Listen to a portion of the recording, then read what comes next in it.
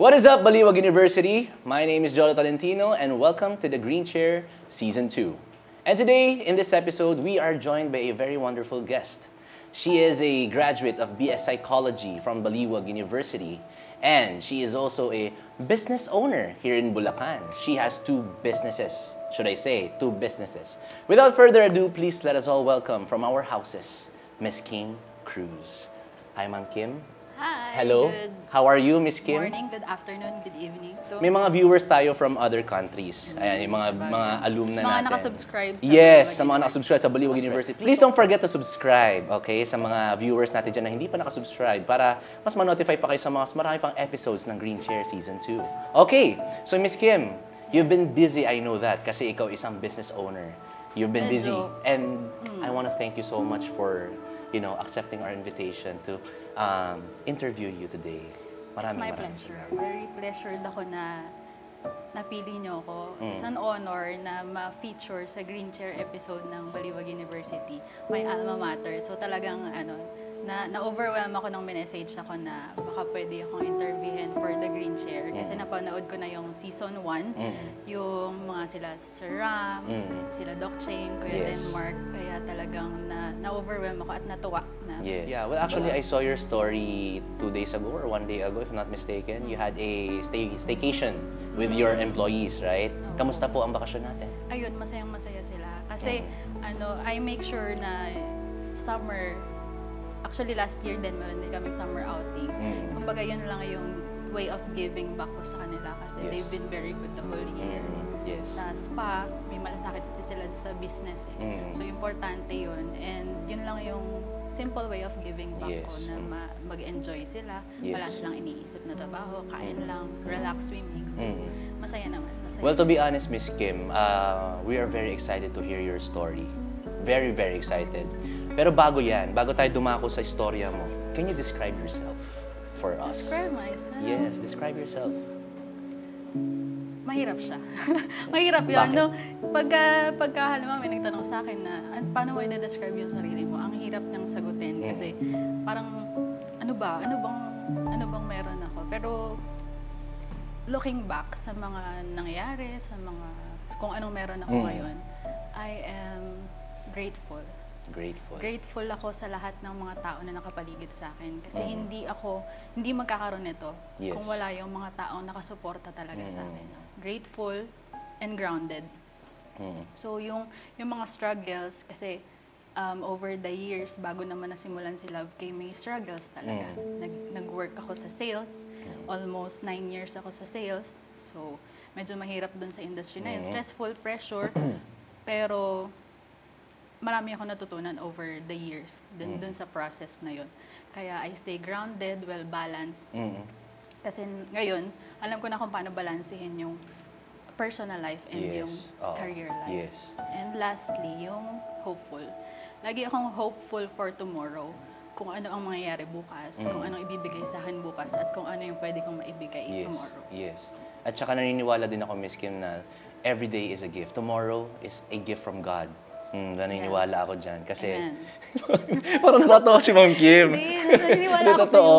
Kasi tawag dito, parang sabi kasi nila, you need to appreciate the small things in life. Ayan. And yung magising ka sa isang umaga, isang regalo na mula sa Diyos na talagang ipagpapasalamat mo. Yes.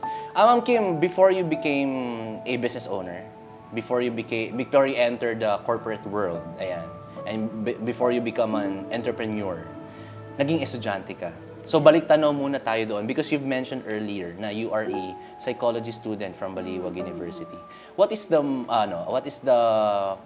memorable moment for you sa Baliwag University? Actually, pag iniisip ko yung college life ko sa BU, kasi sa BU din ako nag-high school. So 8 years ako sa Baliwag University. And ang highlight ng college life ko, dalawa, pagka inaalala ko.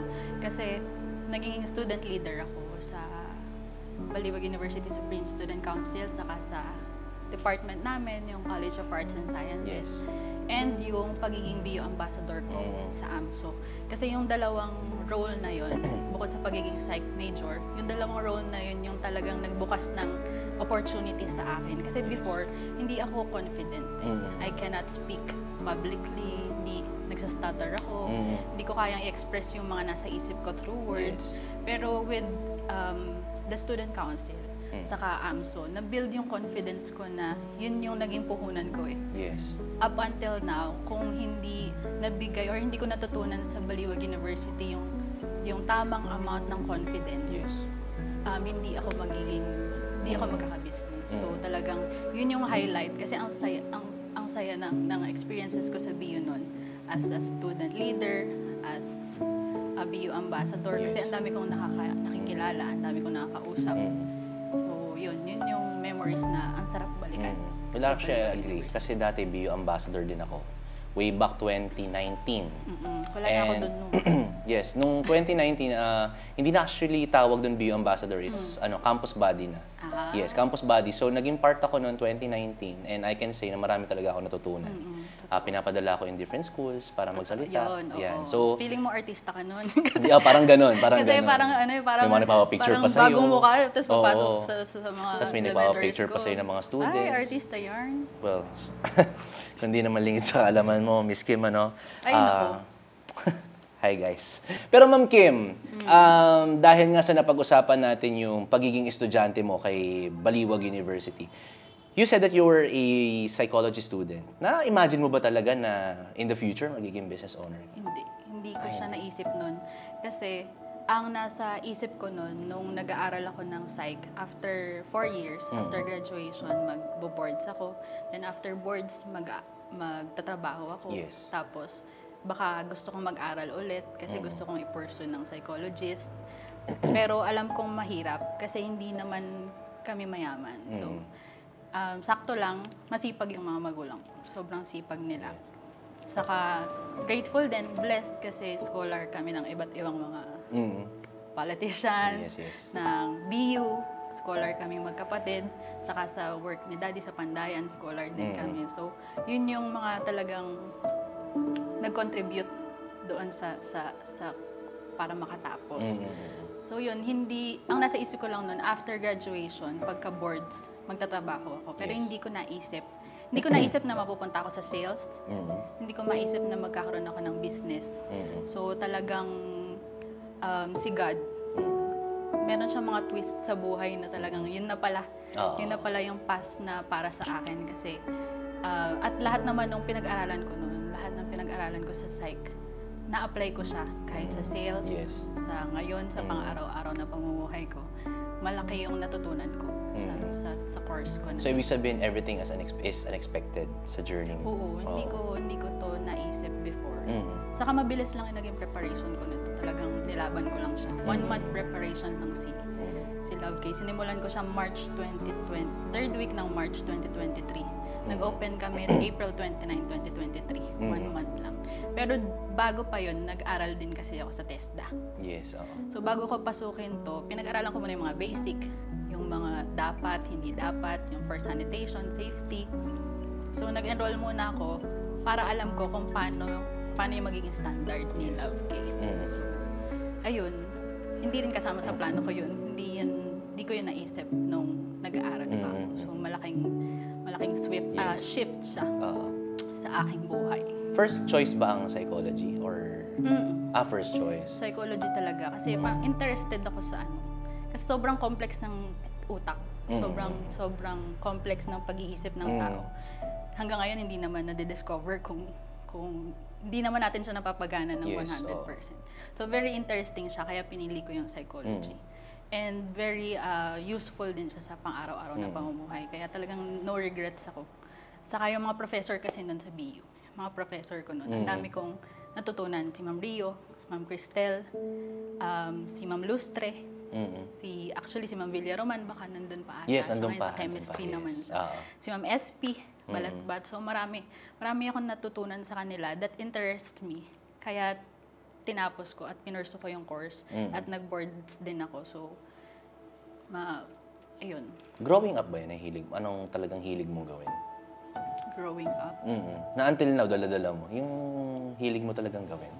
Siguro, yung gusto kong ginagawa noon na hanggang ngayon parang na-apply ko pa rin siya is sa art.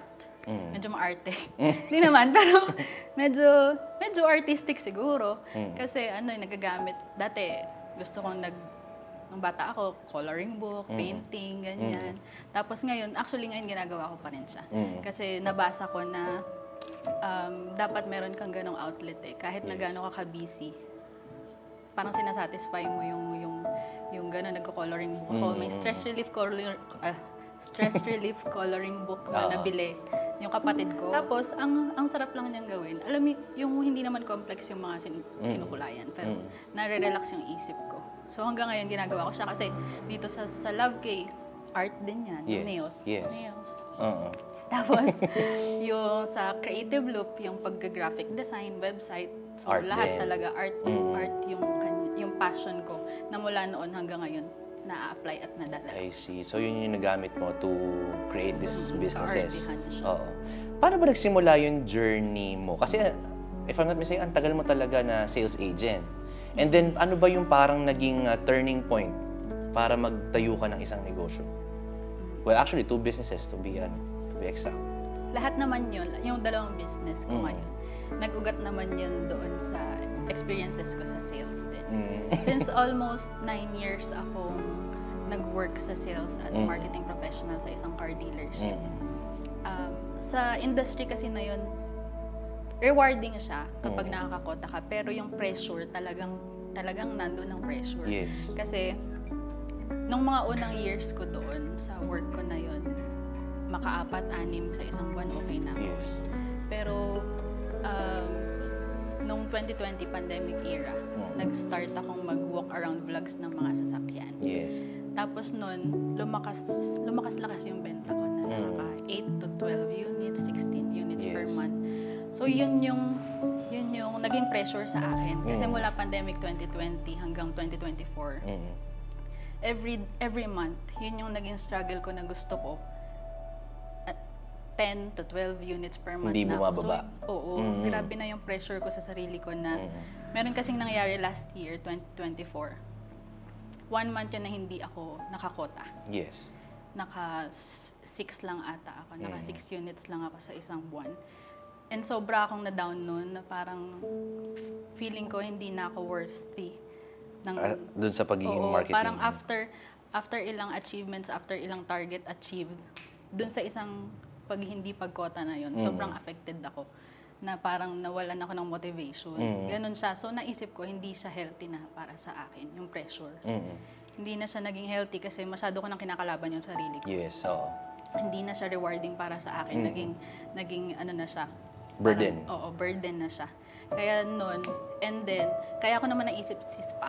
Kasi bilang nasa sales nga, medyo dapat presentable ka lagi. Well-grown, maayos. Tapos yung mga kasamahan ko kasi mahilig sila magpa-nails. So na-influensyahan ako monthly. Saka yun yung way of distressing. Yung pagpapamper, masahe monthly. Pa-nails, mani-pedi, foot spa monthly. Tapos, habang nandun ako sa isang nail salon,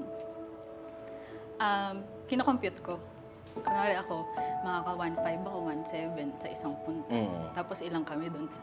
Puta mo, isang 2 to 3 hours. Ganun. So, nandun na yung calculation, pumasok na. Baka ako magandang business. Tapos gusto ko nga rin siya kasi lagi ako nagpapagano. So, doon nagsimula si Love K. Tapos humingi ako ng sign kay Lord ko kung ito ba yung para sa akin talaga. Kasi may simbahan ng Makinabang dyan. Nadadaanan ko yan lagi pa uwi. Dahil doon yung car dealership sa Plaridel. From Plaridel. Yes. Tapos, lagi akong dumadaan doon. Pagka meron akong pinagdadaanan, pag meron akong ipagpapasalamat. Tapos, pinagdasal ko si Love K kasi naghahanap ako ng lugar. Yun kasi yung first step. Para matuloy yung plano mo, para matuloy yung business na gusto mo, maghanap ka ng lugar. Lalo kung ganito na kailangan ng place, ng location. Yun yung unang hahanapin. So, naghanap ako ng lugar 3 days. Ikot-ikot ako sa Baliwag, Pulilan, Plaridel, San Rafael. Tapos, napapagod na ako. Wala akong makita. Na parang swak doon sa nakikita ko kung paano ko na-visualize si Love K. So, yun. Nagdasal ako sa Makinabang Church. Yes, Makinabang. yes. Tapos, siguro after a day or two, nag-scroll ako sa Facebook. Nakita ko to na for rent. Yes. Tapos minessage ko agad yung may-ari. And mabait. Mabait din sila talaga, mabait sila. So nagbayad na ako, nilaban ko na siya. Kasi alam mo yung parang binubuo ko pa lang yung vision sa isip ko talaga, hindi pa siya final. Pero nilaban ko na kasi wala na, it's now or never. Yes. Pagka natakot ako din yung manghihinayang pag hindi ko pa siya. Yes. So nung time na yon, talagang laban na laban lang ako sa life. Nilaban ko na siya. So lahat ng ipon ko, lahat ng earnings, ng ipon, sige, laban na Buhos natin. na, invest na. Oo. Hindi ko pa nga agad sinabi sa parents ko eh. Siguro nung sinisimulan na to, nung nire-renovate na siya, saka ko lang sinabi. So wala pa silang alam na talaga magtatayo ka ng business. Oo. Parang ano ko eh, kasi ayoko mag-worry din sila na isipin nila na. Kasi possible, yung mga taong nagmamahal sa akin baka matakot eh. Kasi susugal mo lahat dyan. Sure ka na ba dyan? Kumbaga lahat ng pinaghirapan mo all those years. Kasi ilang years ako nun sa Toyota, 7 years na ako nun. So nilaan ko dito lahat. At that time, talagang eager ako. Na nararamdaman ko ito yung gusto ko, ito yung para sa akin. So ayun, doon nagsimula si Love K and the rest is history. yes. Pero actually, grabe yung pressure, to be honest. So, going back, nandun tayo sa pressure. Okay, so, do you mind if I share some story about pressure? Kasi, October 2024, talagang pangarap ko na magkaroon ng sariling sasakyan. Yeah, 16 pa lang ako, 17. Gustong-gusto ko na magkasasakyan. And then, I was planning to buy a second-hand car. Tapos, sabi ko sa mga parents ko, bibili na ako sasakyan. Tapos they told me na sabi nila, alam mo na, ka na mag-second hand, brand new ka na. Kasi, first car yan eh. So, dapat pinaghahandaan. So, dun sa mga viewers natin, feeling ko baka, may mag-a-agree, may magdi-disagree, but this is my, this is an advice from my parents. Sabi nila sa akin, mag-brand new ka na. Well, the reason why I don't want to buy brand new, kasi ayoko na mahinuhulugan. Kasi pressure nga eh. Ngayon, sabi ko sa kanila, bakit ako magbabrand new? Iintindihin ko lang yan. Monthly niyan. Tapos 3 years pa huhulugan. Ang sabi nila sa akin, huwag mo i-take yung pressure as a bad, parang huwag mo siyang i-take as masama. I-take mo siya as a, in a good way. Kasi, pag walang pressure, walang growth. So sabi nila, pag may responsibilidad ka ng hawak, may binabayaran ka na, mas mag-grind ka eh. Mas hahanap ka ng mapagkakakitaan, mas mahahanap ka ng sideline na pwede mong pasukin. Yes, mas magsisipag ka. So, I think the story relates to your story. Kasi, we see na nag-grind ka, punong-puno ng pressure, and you risk. Di ba? Yeah. Actually, turo mo yan sa akin dati, nung teacher kita eh. Oo. Di ba sabi mo sa amin, ang turo mo sa amin nun, you must be a risk taker to be successful. Kasi kung hindi ka risk taker, hindi mo malalaman. Yes. Na-i-apply ko naman siya. Well, actually, that's a good story. Sana may natutunan yung mga viewers natin sa mga pinag-uusapan namin ni Miss Kim. Na pressure is a good thing. Don't take it as a bad thing. Kasi the more na nape-pressure ka, mas mag-grind ka, mas mag-work ka para yung pressure na yon and yung responsibility na kinuha mo is mapagpapatuloy mo. Ayun. So, for my next question to you, bakit Love K? Ano yung story behind Love K? Love K. Kaya siya Love K kasi mahilig ako sa notes. Sa mga friends ko, kahit sa parents ko, sa special someone ko. Mahilig ako mag-notes, mag-letter, ganun. So, si Love K, footnote siya. Yung sa dulo. Yes. Sincerely yours. So, ito, Love K. Kasi, ang vision ko nga, ma-feel ng mga clients na nandito na inaalagaan sila. Yes. Na feeling nila loved sila kapag ka nandito. Kaya yun yung pangalan na kinuha ko. Ay, naisip ko. Yes. Love K siya. So you mentioned earlier na you also have another business which is Creative Loop, tama? Which is a social media graphic designing, mga ganun. Social media marketing agency. Social media, So, yeah. we handle business pages ng mga businesses para sa content, Yes, content calendars, tapos website din. So, gumagawa din kami ng website. But to be honest, nakikita ko kasi yung mga stories mo online sa Facebook and I see na kung paano mo binabalanse si Love K at saka si Creative Loop. Ngayon, tanong ko sa'yo, Miss Kim, paano mo siya binabalanse? Kumaga, syempre, yun nga lang isang negosyo, ang hirap nang i-manage. What more pa yung dalawa? Paano mo siya nagagawa? Siguro dahil gusto ko siya parehas. Mm. Kaya ginagawan ko ng paraan na meron akong allotted time para sa kanila Yes. araw-araw. Mm. Saka nasanay kasi ako before na maraming ginagawa. Mm. Kagaya nga nun, kasi hindi pa naman ako nag-resign agad dun sa previous job ko eh. May Love K na. Yes. So 1 year mahigit pa na nag-work ako. Ah, Tapos so may Love sabay. K. So Oo. after ng work ko ng 8 to 5, pagka-out ko, pumunta ako dito sa Love K para ako yung magko-close, ma-monitor ko siya. So sanay ako ng maraming ginagawa naman. Kaya nung nag-resign ako doon, mas dumami yung time ko. Yes, So oo. naisip ko si Creative Loop na i-pursue na nga siya. Yes. Tapos, yun, pagka kasi ano naman siya, pwede ko naman siyang i-schedule, Yes, oo. yung mga postings. So, nababalance naman siya. Basta every day, 5 p.m. or 6 p.m. onwards, dito ako sa Love K. Having mentioned na parehas mong gustong ginagawa, yung Creative Loop and then yung Love K, ano yung pinaka-challenging for you sa pagtatayo ng negosyo? Kasi from corporate world, di ba? Kasi di ba, ito yung mindset ng iba, parang mas okay sa corporate world kasi dito, alam mo na may papasok na pera buwan-buwan dahil sa sahod. Sa negosyo kasi minsan babagsak, minsan hindi rin naman. So ano yung pinaka-challenging for you? Yun, kasama na yun sa business. Kumbaga, pinrepare ko na yung isip ko bago ako mag-business na hindi palaging meron.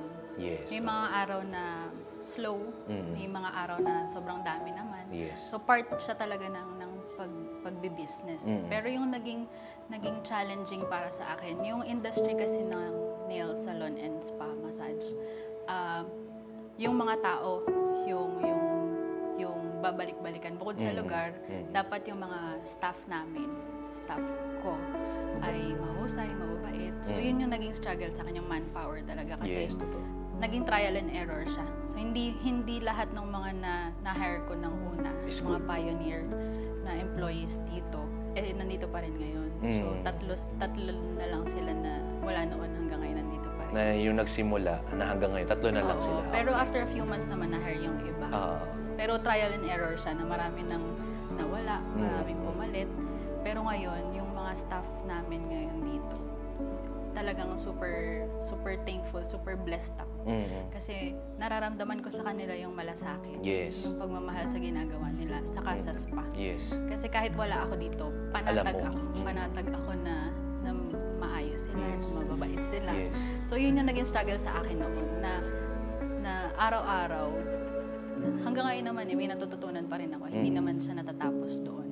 Pero yun yung naging struggle ko noon na ngayon somehow na-overcome na kasi nakakuha na ako or meron na ako sa pamilya ng Love K, yung mga mahuhusay, mababait, Yes. saka may malasakit. Miss Kim, paano mo dinedefine ng success ngayon compared noon, nung estudyante ka? What is success for you nung student ka at saka nung nandito ka na sa pagiging business owner? Noong student ako, ang iniisip ko pag success, yung wealth.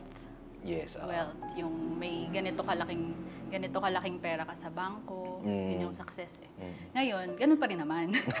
Part pa rin yun. Yes, totoo naman. Pero deeper. So yung ngayon, yung financial stability, yung financial freedom, yung mabibili mo yung mga gusto mo. Pero hanggang ngayon naman, hindi naman ako bumibili ng mga sobrang mahal. Yes, oo. Saka medyo marami din akong binabayaran.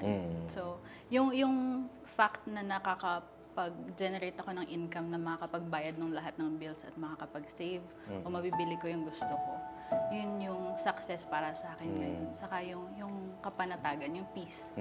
Kasi iba yung peace ko ngayon sa buhay. Yes. Malayo. Sobrang blessed ko ngayon. Kaya sobrang thankful ako talaga kay Lord sa lahat. Sa lahat ng mga sa inyo. Kasi nandito ako ngayon. Kasi sino bang mag-aakala noon nung nag-enroll ako sa BU, galing akong public school. Nag-high school ako doon. Hindi ko naisip na one day magkakaroon ako ng ganitong opportunity na i-share yung story ko sa platform ng university na pinangarap kong pasukan. So, very grateful, very thankful. Kung babalikan mo yung pagiging student or yung pagiging isang Kim Cruz na 18 years old, 17 years old, ano yung sasabihin mo sa kanya? Sasabihin ko sa kanya, Sabihin mo sa kanya doon. Oo, ano yung Sabihin ko mo? sa kanya, ano, go on. Sige lang. Parang ituloy mo lang kasi it's all worth it at the end. Huwag kang matakot. Kasi back then nga, hindi nga confident eh. Yes, Natatakot oo. din ako nun eh. Feeling ko hindi ko kaya yung mga bagay na Oo. Pero sige lang, ituloy mo lang kasi sa dulo or sa kalagitnaan. Kasi feeling ko naman nasa gitna pa lang ako. sa kalagitnaan, worth it lahat ng pagdadaanan, lahat ng struggles, lahat ng stress, worth it lahat. So, sige lang. Go on. Ano yung masasabi mo doon sa stereotype ng... Actually, stereotype na to eh.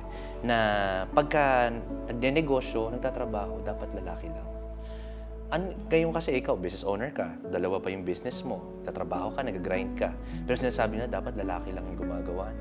Ano masasabi mo doon sa stereotype na yun? Actually, ngayon ko lang siya ngayon ko lang siya narinig ng direct. Oo. Pero possible nga ganun yung iniisip ng iba lalo before.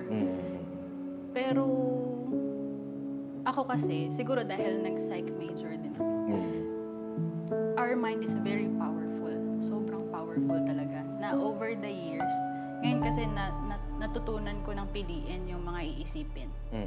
Tsaka, pag may struggle kasi, dati kasi pagka meron akong stress, may struggle, ang tagal ko siyang ina-endure. Ang tagal kong dinadamdam bago ko solusyonan. Yes.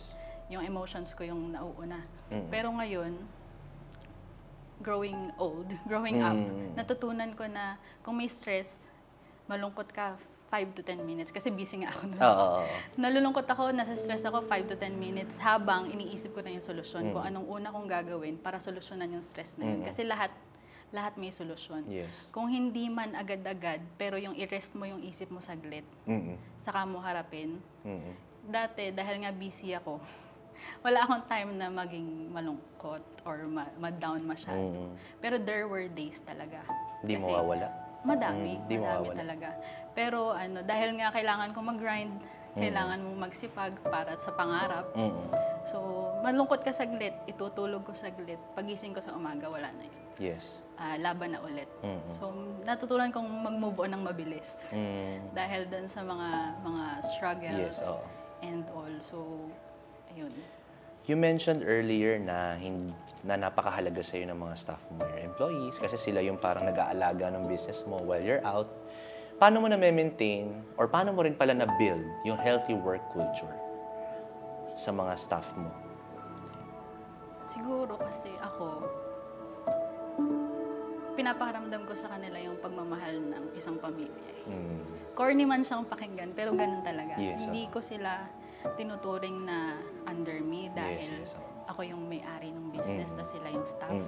Hindi ko ipaparamdam na ganun. Sa akin, nakausap ko sila. Dahil nga, kaya gusto ko na everyday nasa spa kasi gusto kong nalalaman yung nangyayari sa buhay nila. Kung may struggle ba sila. Kung kamusta sila today.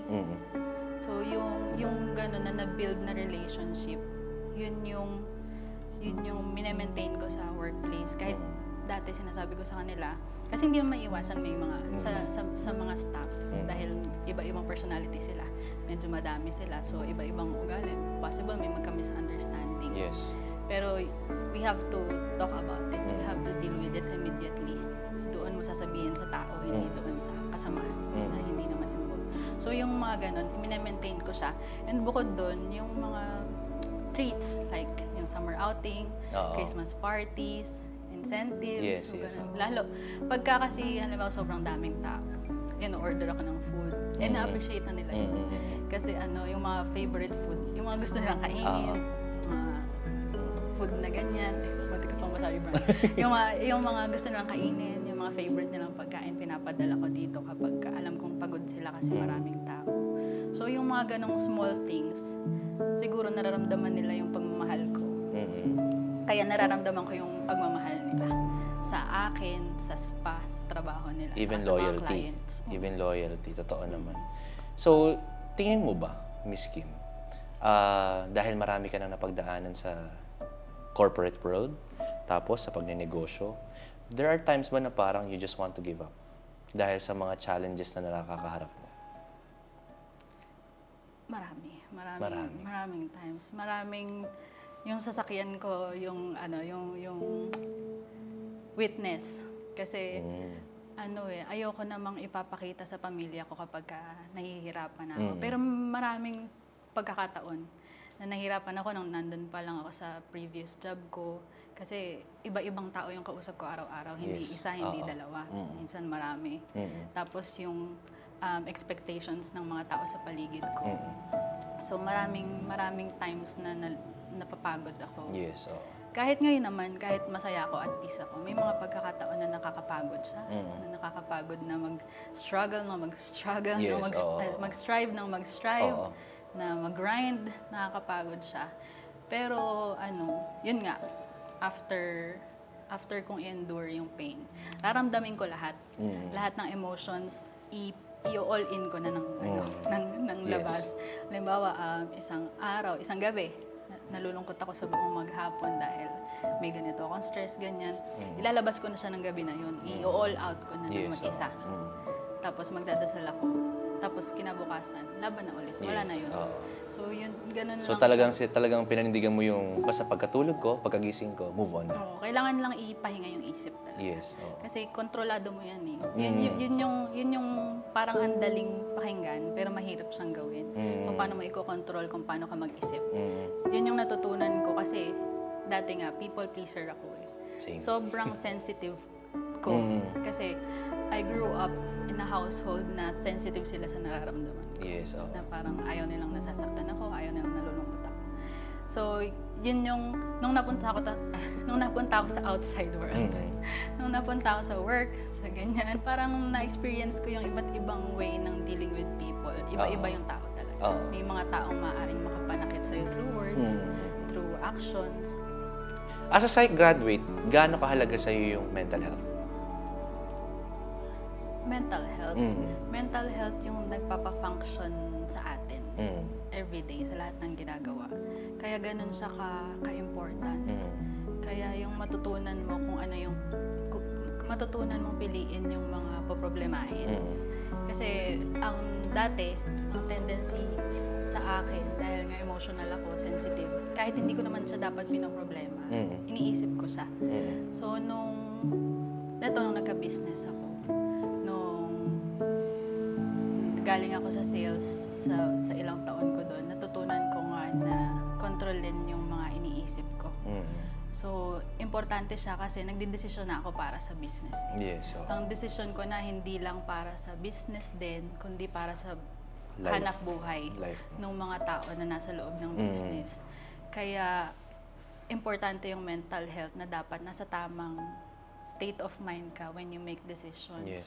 And this time, na dahil meron nga akong businesses na dalawa, I have to be more cautious sa sasabihin, sa iisipin, sa mga desisyon na gagawin. Yes. Kaya detrimental talaga siya para sa kung ano yung ginagawa ko ngayon. What's your message to the students na Baliwag University, but not only for Baliwag University itself, but also to other students na nanonood ngayon sa video natin or sa podcast natin, and also to the business owners na nag-i-start up pa lang? What's your advice to them? Well, actually, you can, ayan sila. So, yun, sa mga graduating students, kasi hindi ko sure kung ganito rin yung naiisip or naramdaman nyo. Kasi back then, nung nandyan ako sa pwesto na yan, na graduating ako, blurred yung future. Hindi ko alam. May plano ako sa isip, pero malaking percentage hindi ko alam kung anong mangyayari sa akin after this. So, ang payo ko na lang, ang message ko na lang advice ay do what you have to do. Do what you need to do. Kung kailangan mo mag-board exam after that, mag-review ka, mag-board exam. Kung kailangan mo magtrabaho na after graduation, magtrabaho ka. Huwag kang makinig doon sa mga opinion ng mga nakapaligid na hindi naman dapat magkocontrol ng buhay. Yes. You have to do what you have to do. Then after that, kapag nag-work ka na, tapos iba pala yung gusto mo, huwag kang matakot na mag-hop in doon sa gusto mo talaga. Yes. Kasi sa process nung iyong pag-graduate, pag-work, kahit hindi man aligned yan. Kasi dati, very worried ka. Oo, worried na. Ito yung pinagtapusan mong course, tapos iba yung trabaho mo, ang layo naman. Pero ngayon hindi na siya, Hindi na siya issue. Oo. Hindi na siya talaga, ano, kung saan ka maging masaya, kung saan ka aminin natin, kung saan ka makakapag-generate ng income Oo. na marangal at masaya ka. Totoo naman. Yun yung piliin mo kasi maiksi lang ang buhay para Yes, oo. makinig sa kanila. Yes. O piliin yung hindi mo naman talaga gusto. So, yun lang naman yung masasabi. How about naman dun, Miss Kim, sa mga na gusto mag-start up ng business? Ano naman ang advice mo sa kanila? As you know, you've been handling your business for 2 years now. So, what's your advice to them? So, ang masasabi ko lang, iplano nyo ng maigi. Iplano ng maigi, pag-aralan. Tapos, ipagdasal. Ipagdasal. Kasi, kahit ngayon, kapag may desisyon akong malaki na gagawin, Yes. pinagpe-pray ko muna. Talagang sumasagot siya. Never nag-fail talaga. Never akong binigo ni God. Kada tawag ko doon, kada tawag ko sa Kanya, lagi niyang binibigay sa akin yung sagot. Yes. Minsan siya na gumagawa ng paraan, hindi na ako nagdedesisyon kasi nangyari na. Minsan kahit di So, pa hihilingin, binibigay na. Oo, kaya magtiwala tayo sa instinct natin, magtiwala ka doon sa gusto mong gawin. Kung ano yung gusto mong gawin, ilaban mo yan, tapos ipagdasal mo. Oh, thank you so much po, Miss Kim. Miss Kim, you're very close to your family. Very close. And bago ako mag-proceed dun sa next question na yun, gusto ko lang sabihin na sobrang idol kita dun sa part na yun talaga. Hindi totoo, no joke no joke. Kasi friends kami ni Miss Kim sa Facebook and I see her stories. And nakikita ko gano'n sila ka-intact, yung mami at daddy niya, lalo na sila magkapatid, si Shara, ayan, at saka si Ma'am Kim. Grabe talaga kasi intact na intact sila. And sabi ko, nakakatuwa naman yung ganong setup ng parang very open kayo. Yun, parang lahat ng nyo alam nila. Parang basta, ina-admire ko yun sa life mo. Na parang ang saya-saya ng family mo. Yes. Tingin mo ano yung nakatulong sa journey mo when it comes to your family? Parang paano sila nakatulong sa'yo? Sila yung reason eh. Hindi, yun pa lang yung pagiging reason. Sila yung reason ng pagsastrive ko. Kasi pangarap ko talaga dati. Pangarap ko noon nung college ako. Yes.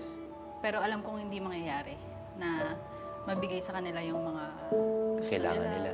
Kung mabigyan ng magandang, komportableng tirahan. Never kong naisip. Pero yun yung pangarap ko talaga para sa kanila. Kasi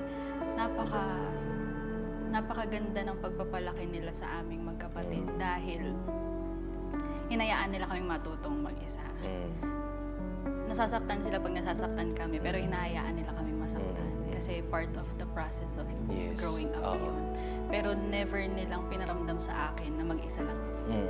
Ganon sila ka-nurturing yung mga magulang ko. Hindi perfect ang pamilya namin. Walang ganon. Hindi sila perfect na parents. Pero sobra yung pagmamahal nila para sa amin ng kapatid ko. Napuno siya. Kaya kami mismo, minahal namin yung sarili namin. Kasi pakiramdam namin worthy of love kami. Na kaya namin gawin lahat kasi meron kaming dalawang magulang na nandyan para suportahan, para pumalakpak, para mag-tap ng back namin kapag hindi namin kaya. Yes. So yun, sila yung reason kung bakit meron nito, kung bakit ko ito ginagawa. Actually, one of the most viewed TikTok video mo is yung nabigyan mo sila ng bahay. Yes, and sobrang proud na proud ako sa iyo nun, Miss Kim. Kasi totoo yun eh, wala namang anak na hindi pinangarap na mabigyan ng komportabling buhay ang kanilang mga magulang. Kaya nung nakita ko yung video mo na yun, sabi ko, grabe, sana all talaga. Kasi, grabe, ang galing. Totoo, ang galing nun. Ang hirap nun, to be honest. Pero, tinan mo, you were able to provide. In God's grace talaga. Thank you so much, Lord, for Totoo yun. Oo. Kasi diba? hindi ko talaga siya naisip dati. Naisip ko, baka ilang taon na sila mami saka si daddy. Yes. Baka ano pa lang yung mabibigay ko oo. sa kanila. Kasi hindi nila ako pinapressure, wala silang hinihingi sa akin. Walang ganun talaga. Pero ako yung gusto kong ibigay sa kanila lahat ng deserve nila kasi napakasipag nila eh. Kasi nga, wala naman kami dati. Wala naman kami dati. Talagang nilaban lang nila. Yes. Si daddy, sa pag-provide para sa pamilya. Si Mami, never nagkulang na pag-aalaga sa aming Yes, dalawa. oo. Kaya, kumbaga balanced. Kaya nung habang lumalaki ako, kaya ako nagsisipag para mabigay yung mga bagay na yun sa Kailangan kanila. nila. Tapos nito, though yung bahay naman ay hindi ko naman yun cash binili. Yes. Oo. Kaya nahihiya din ako pag pinupuri na kasi hindi ko naman siya cash binili, hulugan siya. Pero hindi ko naisip na at this age, Yun nga. ma-accomplish ko pala yung dream ko na. At the age of 30, kaya nga napakabigat. Ang sakit naman, 30. Sorry. Okay lang. Pwede bang itut? Ganun na lang. Hindi, Sorry. Okay lang. Masaya naman ako na 30 Sorry. ako. Hindi, pero di ba, to be honest, at the age of 30, hindi ganun kadaling mag-provide ng ganung isang bagay. Yes. Kasi yun naman talaga yung pangarap ng lahat magkaroon ng, actually, pangalawa yung sasakyan. Pero una talaga, bahay. Oo, kasi yung bahay Bahay namin talaga. sa Santa Barbara, okay naman siya, comfortable naman Yes, siya. oo. Pero looban kasi siya. Wala kaming parking. Tapos, hindi sila nakakapaghalaman kasi simento doon dahil looban nga siya. Paglabas mo, oo. puro sasakyan. So, iniisip ko, pag nag-retire si Daddy, saka si Mami, gusto ko yung makakatambay sila sa labas, makakapagtanim sila ng halaman, makakapagkape sila sa labas. Yung mga ganong bagay na maliliit na bagay na alam kong magiging masaya silang dalawa. Kaya yun yung naging motivation ko na sabi ko, sana ako ibigay ito ni Lord ng maaga. Yes, oo. Kasi tumatanda ako. Tumatanda yung magulang natin. So, sure ako, for sure ako na pag nilabas tong video na to, manonood si Mami at Daddy mo. Even your sister. Manonood sila. Kasi syempre, ikaw yan anak ka nila kapatid ka niya Ano yung gusto mo sabihin sa kanila? Kay Mami at Daddy. Ito ba? What's your message to them? To your family? Hirap naman yan. Kaya yan. Kayang-kaya. Hindi ko naman kasi sa kanila araw-araw sinasabi na mahal ko sila. Kasi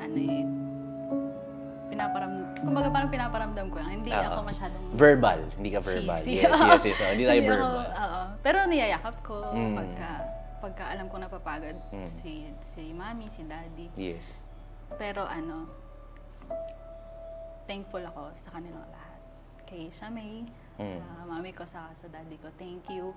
Kasi you've made me this person na I am today. And lahat ng meron ako ngayon, lahat ng pinagsikapan ko, lahat ng laban na maaaring hindi nyo alam, kayo yung inspirasyon ko para ilaban. Yes. Kasi kasi deserve nila Mami. Deserve ni Mami sa ni Daddy ng lahat ng magagandang bagay. Yes. Tissue. Hindi yan tutulo. Hindi tutulo. Deserve nila lahat ng magagandang bagay. Kaya very thankful ako. And sana maging masaya kayo, maging healthy. Kasi ngayon kasi kahit tayo naman kahit ako ang sarap kasi ng mga pagkain na hindi healthy ngayon. Sa akin tumutulo. Sorry. So yun, maraming salamat. Kasi yung pagmamahal nyo, yung naging puhunan ko para makapag-spread ako ng pagmamahal sa mga taong nakapaligid sa akin. Wow. What a sweet message, Miss Kim. Grabe. Ayan. So, Miss Kim, maraming salamat for sharing your story. Sure ako na maraming matututunan yung students natin sa Baliwag University and also the business owners na nag-i-startup pa lang. Yan. So, sana marami kayo natutunan and I hope na sana na-inspire kayo sa story ni Miss Kim. And do you have any messages to to our viewers bago tayo magtapos sa ating podcast? Do you have any messages to them? Thank you for watching, and I hope you get something from the words that I've mentioned or sa lahat ng sinabi ko kaninang madami. So sana thank you and please like and subscribe sa YouTube channel ni Baliwag University. Yes. And it's my pleasure. Very thankful. Sobrang thankful ako sa AMSO, Sir Aki, Ma'am Arian, Sir Rem. Maraming salamat sa opportunity na to share my story. Yes. Kasi sobrang saya ko lang. Again, ma'am, thank you so much. Thank Maraming you. salamat. Thank you so much po. Okay, again, to all our viewers, to the students of Baliwag University, maraming salamat sa panonood. And I hope na mag-subscribe kayo kay Baliwag University because we have a lot to upload and marami pa tayong episode na i-release para tayo ma-inspire, mas matuto tayo to, also motivation para ma-remind sa inyo na we're always here. We're always here. Ayun, na sana itong mga videos na nire-release namin ay makatulong sa inyo to chase your journey, chase your goals. Ayan. So, yeah. Maraming salamat sa panonood and stay tuned for more episodes. Thank you so much. Bye-bye.